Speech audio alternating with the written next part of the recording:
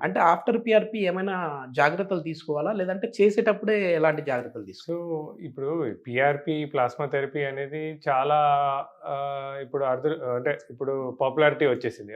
దాంతోటేంటంటే చాలా చోట్ల పీఆర్‌పీలు చేయడం మొదలుపెట్టేసారు. కానీ ఎపియాన్ ఈస్ ద పయనీర్ అండ్ ఎపియాన్‌లో అసలు పీఆర్‌పీ అనే పద్ధతి అంటే first of all right from దాన్ని తయారు చేసే పద్ధతి దగ్గర నుంచి మొదలుపెట్టి దాన్ని పేషెంట్‌కి ఇచ్చేటప్పుడు కండిషన్స్ బట్టి అండ్ దెన్ దాని తర్వాత పీఆర్‌పీ తర్వాత తీసుకోవాల్సిన జాగ్రత్తలు. ఇవన్నిటి వల్ల పీఆర్‌పీ ఏపీఎంలో చాలా బాగా సక్సెస్ అయింది. అంటే మనము ఫస్ట్ ప్రిపరేషన్ దగ్గర చూసుకున్నట్టయితే, దానికి ప్రిపరేషన్ కోసమని మన ఎఫ్‌డీఏ కొన్ని పీఆర్‌పీ కిట్స్‌కే దానికి లైసెన్స్ ఇచ్చింది.